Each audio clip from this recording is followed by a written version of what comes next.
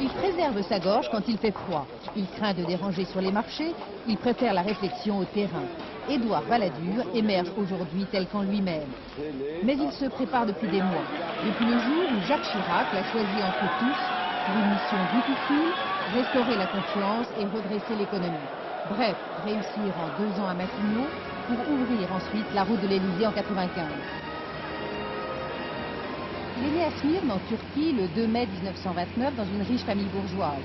Mais la récession frappe et ses parents d'origine provençale décident de rentrer à Marseille avec leurs 6 enfants.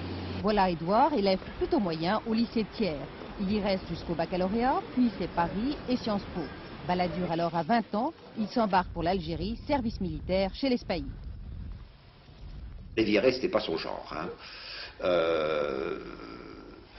Mais il trouvait une façon habile, quelquefois, de s'y soustraire. Il restait quand même toujours un homme peut-être un peu sur son quant à soi. Le jeune Édouard fait l'ENA, il choisit le Conseil d'État, il choisit sa femme et il se fait choisir par Georges Pompidou, ministre du général de Gaulle, comme conseiller aux affaires sociales.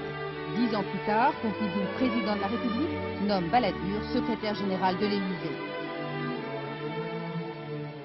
Qu'est-ce que votre mari appréciait chez lui comme qualité humaine? La rigueur, le sérieux, le fait qu'il faisait table rase de toutes les choses autour et alentour et qu'il allait toujours à l'essentiel, vous voyez, c'est-à-dire qu'un dossier devient, même s'il est compliqué, une fois qu'il a été vu par Balladur, ça devient quelque chose de réduit à l'essentiel.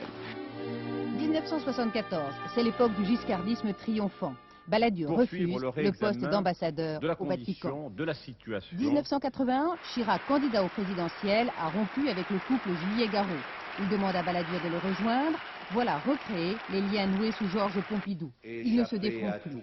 Balladur est nommé ministre d'État de l'économie et des finances pendant la première cohabitation de 86. Aujourd'hui, Balladur, Premier ministre, estime que depuis la guerre, la situation n'a jamais été aussi difficile.